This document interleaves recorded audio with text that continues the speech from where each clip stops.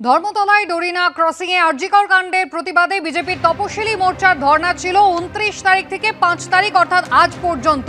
আর ইতিমধ্যেই সেই ধর্ণার অনুমতি বাড়াতে চেয়ে কলকাতা হাইকোর্টের দ্বারস্থ হয় বিজেপি, যেখানে আগামী কাল থেকে ফের 16 সেপ্টেম্বর পর্যন্ত ধর্ণা চালিয়ে যাওয়ার অনুমতি মিলল। मेरा सफेद तुरंत खुले, भरपूर झाग दे और इसके स्मार्ट साइंस दे स्मार्ट केयर और फ्रेशनेस।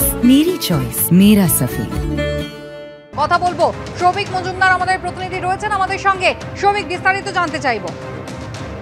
দেখো, বিজেপির তপশিলি মোর্চার তরফ থেকে তারা আগামীকাল অর্থাৎ 6 সেপ্টেম্বর থেকে 16 সেপ্টেম্বর পর্যন্ত তাদের ডোরিনা ক্রসিং এর যে ধর্ণা অবস্থান চলছে বাড়াবার জন্য আবেদন করেছিলেন এবং কলকাতা হাইকোর্টের তরফ থেকে সেই আবেদন মঞ্জুর করা হয়েছে এবং একেবারে আগে যে শর্তগুলি দেওয়া হয়েছিল সেই শর্ত মেনে, অর্থাৎ মঞ্চের মাপ বলে দেওয়া হয়েছিল 30 ফুট বাই 20 ফুট, সেই মাপ অনুযায়ী তার পাশাপাশি 1000 জন সভ্য সমর্থক নিয়ে তারা এই কর্মসূচি করতে পারবেন। আগামী 16 সেপ্টেম্বর পর্যন্ত সকাল 10টা থেকে রাত 9টা পর্যন্ত এই কর্মসূচি করা যাবে, সেই মর্মে কলকাতা হাইকোর্টের তরফ থেকে নির্দেশ দেওয়া হয়েছে। তুমি জানো যে প্রথমে যখন এই ধর্ণার জন্য তারা আবেদন জানান, তাদের দাবি ছিল যে পুলিশের তরফ থেকে তাদের বিকল্প জায়গার প্রস্তাব দেওয়া হয়েছিল, কিন্তু তারা সেই বিকল্প জায়গায় প্রস্তুত ছিলেন না বলে তারা হাইকোর্টে জানিয়েছিলেন।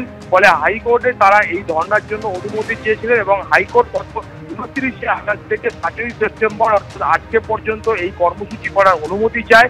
এর মাঝখানে বিজেপির তপশিলি মোর্চা তারা ফের পুলিশের কাছে এই কর্মসূচি বাড়াবার জন্য আবেদন জানান, কিন্তু পুলিশের তরফ থেকে বলা হয়েছিল যে ওই জায়গায় অর্থাৎ ডোরিনা ক্রসিং এ এই ধরনের ধর্ণা অবস্থান করলে সাধারণ মানুষের অসুবিধা হয়, ফলত বিকল্প জায়গায় তারা করার প্রস্তাব দিয়েছিল। বিকল্প জায়গা বলতে তারা নির্দিষ্ট করে ওয়াই চ্যানেলের কথা বলেছিল, কিন্তু বিজেপির তপশিলি মোর্চা তারা এই ওয়াই চ্যানেলের যে প্রস্তাব ছিল সেটা মানতে প্রস্তুত ছিলেন না।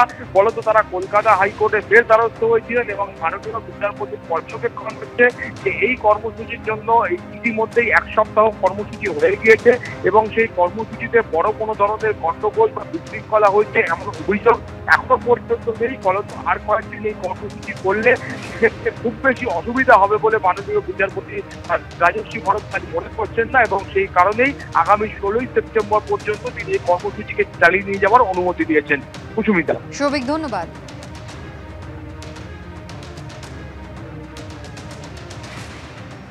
কলকাতা পুলিশ কমিশনারের পদ থেকে বিনীত গোয়েলের অপসারণ চেয়ে এবার জনস্বার্থ মামলা হলো। হাইকোর্টে জনস্বার্থ মামলা কলকাতা পুলিশ কমিশনার বিনীত গোয়েলের অপসারণ চেয়ে। বিনীত গোয়েলের হয়ে মামলা নোটিশ গ্রহণের নির্দেশ সরকারি আইনজীবীকে। হাইকোর্টের প্রধান বিচারপতি এমন নির্দেশ দিলেন। আরজিকর মেডিকেলের প্রাক্তন অধ্যক্ষের হয়ে 3 দিন সওয়াল করেছিলেন সরকারি আইনজীবী, পরে আইনজীবী বদল হয়েছিল, ফলে বিনীত গোয়েলের হয়ে মামলার নোটিশ সরকারি আইনজীবীকেই নিতে হবে। নির্দেশ প্রধান বিচারপতি। 18 সেপ্টেম্বর মামলার পরবর্তী শুনানি।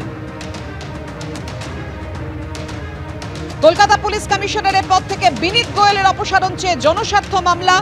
বিনীত গোয়েলের হয়ে মামলার নোটিশ গ্রহণের নির্দেশ সরকারি আইনজীবীকে দিলেন প্রধান বিচারপতি। আরজিকর মেডিকেলের প্রাক্তন অধ্যক্ষের হয়ে 3 দিন সওয়াল করেছিলেন সরকারি আইনজীবী, তাই এই নোটিশ সরকারি আইনজীবীকেই দিতে হবে। নির্দেশ প্রধান বিচারপতি।